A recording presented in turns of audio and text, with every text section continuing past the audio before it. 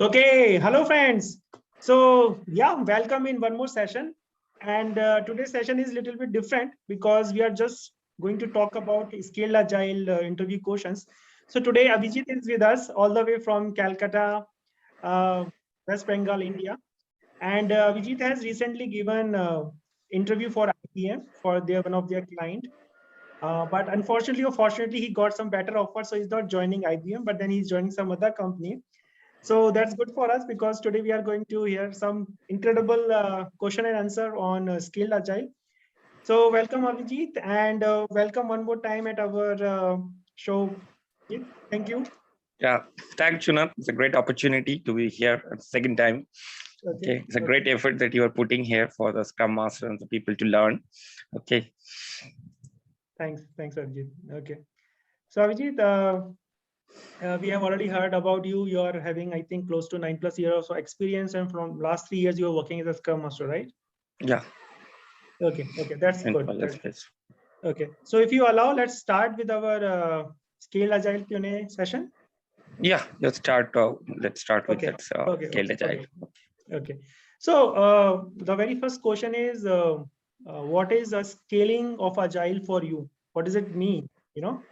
And if you can also share a couple of scale framework with us, that will be really great. First, here we are working in an agile environment. We implement agile. It's kind of adaptive way of working in that. But what the scaling means in that?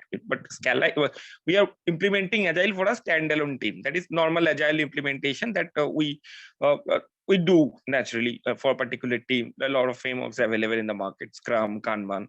But when it comes to scaling means actually adding layers or adding horizons, kind of a thing, where actually we are not only in some of the cases that we can find that the organization agility is also important, because we are not just only considering the agile within a team. We want to enhance the agility.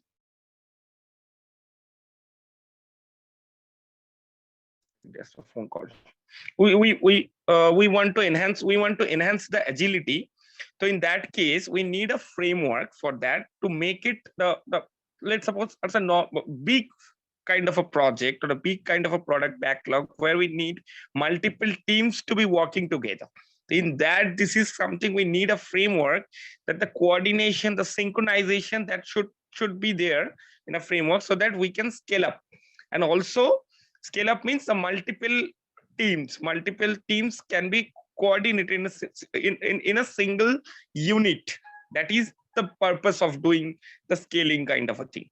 Okay, so here another advantage also, when we will go deep into SAFe, that is also something. We are not only make the team agile, we will make the organization agile. That is, we are talking about the business agility. And there are in the market, there are lots of scaling frameworks are available. That's called LACE, large scale Scrum. LACE.org is the website you can find. We are also have DAD, discipline agile, and we are having the most popular one is called the SAFe, scaled agile framework. Okay, so those are the scaling frameworks. And when we are talking about SAFe, it has basically SAFe is, it's a framework. It's a complex framework. You have to say this, which is not like lightweight framework like Scrum. Though it is a framework, but if you just look at this thing, you will find that there are lots of this. Purposefully, the framework should be the how part is leave blank. The people can implement. That's why it's called framework. But Scale Agile somehow tells that how to do that. Still, it is a framework. That is, they have mentioned it as framework, and it's a complex thing. We have 4 layers of it. We have got essential level. We have the large solution level, we have the portfolio level, and finally the full SAFe. So here we are mostly concentrating on the essential level, the basic building block of the SAFe. This is the SAFe based on 7 competencies, SAFe things. It has got a tail core values also. But in that, the basic idea is that we have agile teams in the organization. To make the organization agile, we have agile within the teams. That is fine. They are saying that we have 5 to 10 kind of a teams we can scale using scaled agile framework, and they will be operated on a virtual long-lived organization that they are calling as art or agile release chain. Within that, they will actually synchronously at the same time coordination will be there. They will continuously explore, continuously integrate, continuously develop, deliver, and they will release on demand. This kind of activity they will do. So this is more of we have the safe kind of architecture. We have the role. If I look at the roles on the safe, more or less similar. The agile teams will be like the Scrum team, but and apart from that, they have the RT that I will explain later. That is a release train engineer role. We have the product management. Apart from the product owner, we have the product management. We have the business owner. We have the system architect. Those are the new terms that were used in self agile framework. And within that, the team level, we have the same thing: the Scrum Master. We have the team members, that is the developers, and we have the product owner. So they are like that. This is basically the roles and things like that. Safe. Okay. Okay. Thanks, Avjit, for that. Okay. So, as a Scrum Master, what's the difference you find between working with a normal or classical agile team versus a Scrum Master for a safe team? Is there any difference you find it, or what's your opinion about that? As a difference in kind of thing, I just would like to mention one thing, is that Scrum Master role is whenever we are talking about a classical agile team, we know what is the roles and responsibility of a Scrum Master. The Scrum Master is, it's a facilitator, a servant leader. Oh, it's a coach, mentor. He will foster an environment where Scrum can be practiced at a best possible ways. He is responsible for the effectiveness of the Scrum team. This is all impediment removers. But when we are talking about the Scrum Master working in a safe environment, here the layers are multiple, actually double layer. One, he is working with the team. He is responsible for the effectiveness of the Scrum team within that agile release train. But when it comes with the agile release train, when there are multiple teams are working, the Scrum Master is a big team player, because it's not only about your team. You have to have the coordination, the synchronization with other team. The responsibility of the Scrum Master is to enhance the communication between the team, so that I can know what are the dependencies that I am having with other teams, and vice versa, where I am actually standing with respect to our delivery. That is the most important thing. And not only that, but also any kind of art related activities are also there. In that case, the Scrum Master will help for this events readiness, the art readiness, those kind of things. And the synchronization part is, so the Scrum of Scrum happens. That is the synchronization part, where the team will go and meet. Every team will go and meet, so that they can, as a whole, as a collaboratively, they can explore, they can discover, they can analyze. That is most important in a scaled framework. Uniquely, we cannot, because we are working on a common product backlog item. It's a program backlog we are calling in with respect to the safe. So we are picking up features from that. So that is the alignment where they are getting stuck, where the risks are there. This is the responsibility of the Scrum Master. So in a nutshell, Scrum Master is playing the same role, but in that within the agile team, that is the atom level role. And apart from that, he has a bigger role for facilitation kind of a thing, and also for that coordination and the dependencies, improving the relationships and all, attending meetings and establishing and the relationship between the team, so that they can perform better. This is somehow they are different, but as a whole, this is the role. But Scrum Master roles are there. It's a team player as well as a servant leader. Okay. And could you also explain about different events in a safe environment? Yeah. So events, before going to the different events, we have to first talk about the what is actually the time boxes and all things, that PIs. Then I will come here. That's why I have not mentioned in the first time, because it will be a repetitive.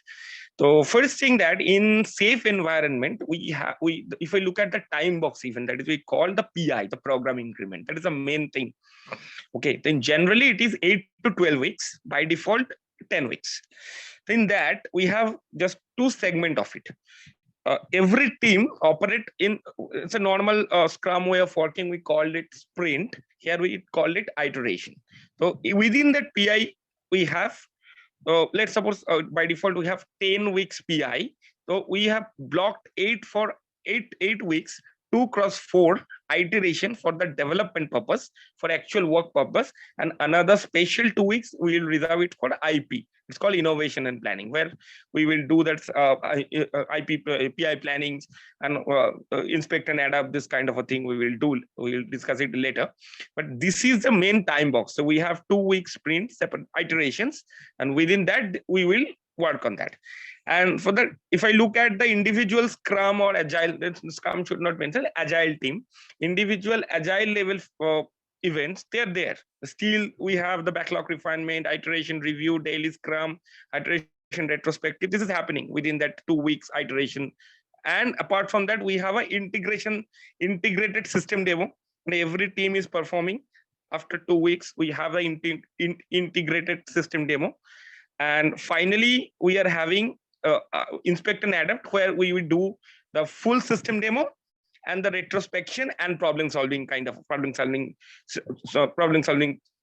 events, where we'll do that. And SO is the Scrum of Scrum is a special events here, and POCs are also there. So those are the different events within the Agile teams, and as a whole we are performing when we are doing the implementing SAFe. Okay. And you mentioned about arts and so what is art, and what is the role of art with respect to what is the role of Scrum Master with respect to art? Art. So that I've already mentioned, that what the art is the basic that's a long living virtual organization where the team resides. Actually, 25 to 50 people working together, they need that collaboration, the synchronization. That's why this framework suggests that there is an agile release train. Agile release train, a basic scaling unit. You can also consider it to be a basic scaling unit of the scale agile framework, where every agile teams are situated. And this train, if I call it a train, is run by one engineer. It's called release train engineer, who is the chief Scrum Master, or you can say the chief servant leader for any all art related events are facilitated by them. Any impediment that is not being resolved, the Scrum Master are not able to resolve this kind of impediments or dependencies are there from other teams. So in that case, it will definitely go to it will go to the RT, release train engineer. He will take care and he will facilitate that event.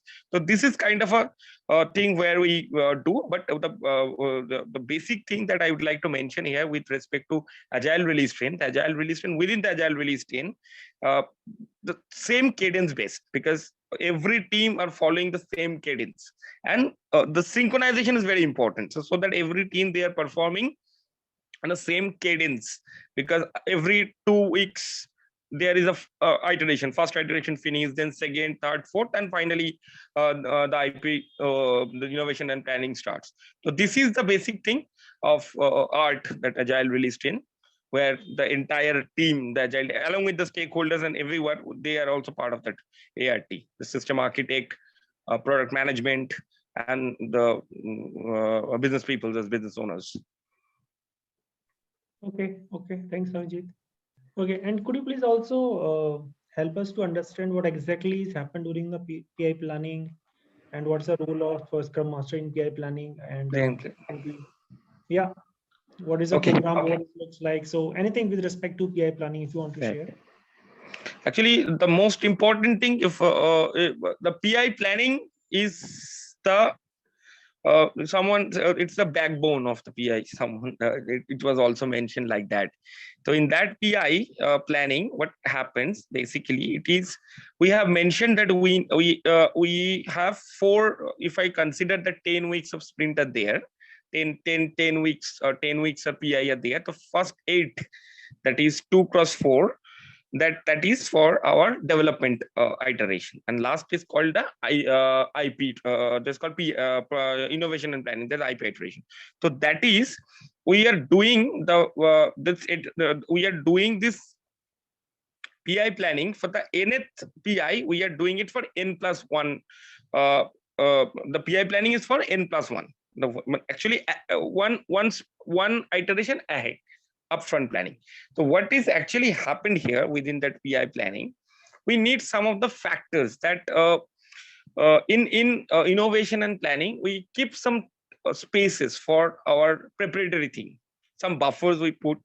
That is also some of the buffers we put for any kind of pending things. If after spending 4 iterations, if anything is there pending, we can do that. We can also discuss some knowledge sharing things, and then innovation and planning, that is the inspect and adapt event happens within that IP. But there is still some space where we do some preparatory thing for the upcoming PI planning. So this is that the content readiness, because we have to look at what is the input. What is the input to a PI? Input is basically the program backlogs, and from the business we will get the features. The features we will decompose into, we will get the epics, then this will be decomposed into features, and from the team they will further break down into the user stories. That is the basic flow. So here, before the refined product backlog, that is important here, the program level backlog refined, we need a program Kanban board where their funnel stage, they receive the idea, that is the epic idea from the business. Then we have to do some kind of a prioritization. We have to kind of estimation, and then prioritization. Prioritization here, most probably we use WSJF, sorted weighted job first kind of thing, and we have to add the prioritization also and the estimation, so whether this particular feature can be completed within that particular PI or not. It's a big thing, but still we have to do that. And this is, we take after doing this program Kanban board is an ongoing thing, so that we can get this 10, they're telling 10 features. So let's suppose 10 features we are taking in a PI plan meeting.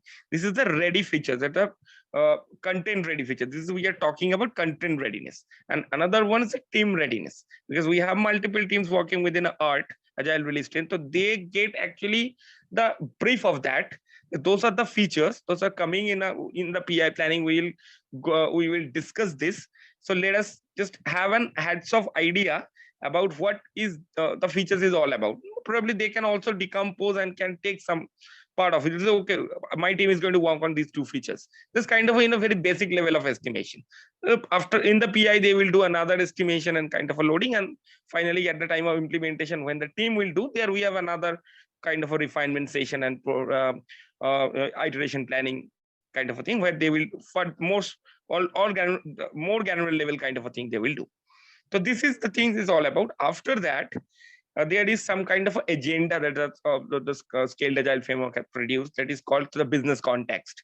That the executive kind of a thing, or business people, they will provide you some context, the strategic context of that. What is the condition of the market? What is the what is the business values? What we're trying to do actually. So this kind of a statement. Then they provide some kind of then the business management people, they provide some strategic kind of a thing. What are the technology we are using, that is being also said by our architect. They will explain what are the technologies we are using, how can we actually develop our architectural kind of a thing. And after that, we may represent some kind of a state of the product also, where actually we are what is the state of our product currently. Because before the PI planning, we are having an IS session where we have a big system view, system demo, where we see what is actually we have implemented. And sometimes the RT also provides some improvements kind of a thing. These are our improvements ideas on that. So as a whole, just the business context, improvement ideas, architectural things, everything they represent. Then we have the entire features as a input. We need the let's top 10 features that prioritized ready features from the program Kanban board. We get that those are the features with added acceptance criteria and business hypothesis also added on that. Okay, so then the team, as the multiple teams, they go into the breakout session with those features and stories that they are having. Then based on their capacity and velocity that they do, they need to load it to their sprint, because they are working on 4 kind of iteration, 2 weeks iteration. So based on their calendar availability, capacity and forecasted velocity and all, they have to load it. They load the things. But here is the role of the scrum master and team, because it's not, you are working with multiple teams, there may be some dependencies. So then the team should collaborate with each other. Team should discuss about the dependencies, the risks, how they can do, what features you are doing. If you are not with respect to technology, you may pick up on features that is that is your team and don't have that kind of a things. So you have to share it to other team as well. So this kind of a discussion and a draft plan that you need to, and the outcome of the after the breakout session, it's a kind of a team kind of session. They are multiple team working together. They will produce a draft plan to the management. The management review is there because they're doing the plan in the breakout session. They have chalked out everything, but instead of that, there's maybe some kind of a gaps. So these gaps will be the questions, the dependency, they are answered by the management. Okay, who is this management? This is not directly mentioned in the scaled agile framework, but as a whole, collaboratively, people have to understand as business peoples are there, business owners, product management are there. So they have to answer the what are the gaps and things. So then after doing this kind of adjustment in the plan, they do another breakout session. That is for the readjustment of the plan. Based on that, let's suppose these features will be done by another team. But there is some dependency. Okay, you have to finish it in the early sprint so that other team can finish it, because some API has got dependency on you. So you should finish this. This kind of adjustment we'll do in the second breakout session. So after that, they will finalize their plan. This is a final plan, and then it is approved. If it is approved, then we have to discuss about the risk board. It's a ROAM risk board. Is there any kind of risk that is obviously ROAM? This risk identified, owned, resolved, owned, mitigated, and accepted. This is a 4-state ROAM boarding kind of a thing. If it is not accepted, then another meeting. This is they have divide back to another breakout session. So they will do another kind of a discussion too about the risk. So after completion of this risk, everything completed, they will do a confidence voting. Confidence voting is important. It's a fist of 5 confidence voting is there. How much confident the team members are about these things. And finally, the PI planning retrospective. So what went well is not the retrospective about this all things, only the PI planning kind of thing.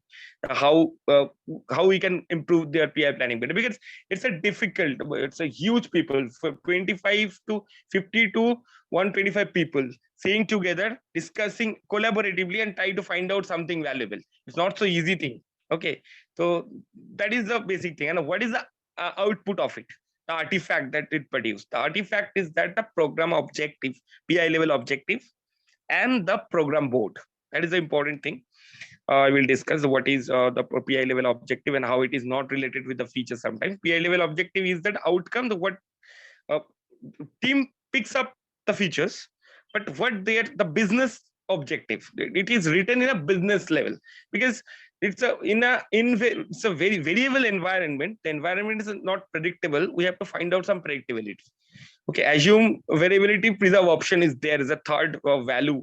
If I look at the 10 core values of safe, it is the third value. Assume variability preserve option. So that is, we we'll write this kind of a thing in not a direct way, like a business way, so that business can understand that what was written, what is the objective. And it is a 2-part objective. Obviously, one part is called, one part is a committed and uncommitted. The uncommitted part, that is not that uncommitted, if we have time we'll do everything, is within that planning. But if we have to sacrifice anything, that is the uncommitted part that we will sacrifice. But we have committed, but it's a 2-part. One is a committed part that we have to do, and another is, if anything we have to sacrifice, anything, if anything derailed us, then this is the uncommitted part of that. And another thing that is why they have just really segregated this thing. The PI objective, team level PI objective is committed and uncommitted. And finally, we have this thing is called program board. This is the information radiator kind of a thing. Information radiator with respect to team dependency, where they are dependent features and milestone kind of a thing. So that is the thing where we can show how every team, each and every team, if they have any kind of a dependency on that, that can be shown visually on a board or a simple writing on string on that. Let's suppose we are having a features working on how it helps. Let's suppose in a third iteration we are trying to implement a feature that is also dependent on an API created by team C that is also in the same iteration. So that is a risky item. That visibility it comes with this PI program board. It may also happen that we are trying to develop one feature that is having multiple dependencies. Okay, so you can see that to implement this feature, we need that coordination, we need this dependency from multiple teams. This is a risky feature. So this kind of information radiation is visually displayed on that board. This is called the program board.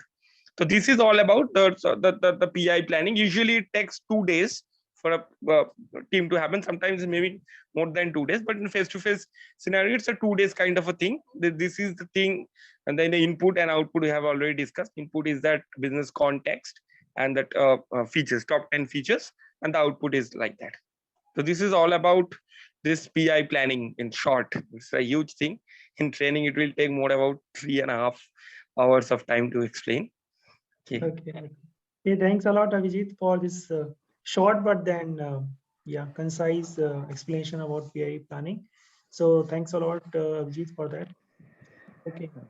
Okay. So let's move on.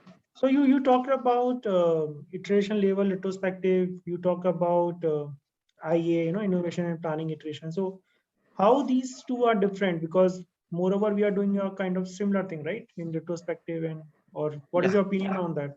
How both are different?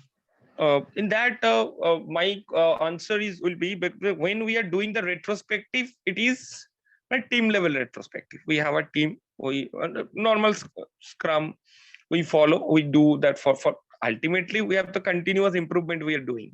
But when it comes in scaled agile framework, this is a separate event. They have told it's a INA. Now we have two separate events in individual level. It's called a sprint. Sprint is not telling, it's an iteration level retrospective. Before that, we have iteration level review. But when it comes with respect to SAFe in innovation and planning, we have a event is called iteration and inspect and adapt. It's called INA. It consists of actually 3 things. One is called a full system demo, where what do we have end of the PI, what do we have achieved, what do we have done, that is displayed. We have separate actually, if I look at the review or demo part, it's a 3-level demo part. So individual team level demo, that is called team like sprint review, it's called iteration review. Then when every team completes, that's kind of an integrated demo within sprint by sprint. First iteration, one integrated demo, then after second, third, fourth, and when everything is comes up, that's called a full system demo. That is thing where the entire solution is presented.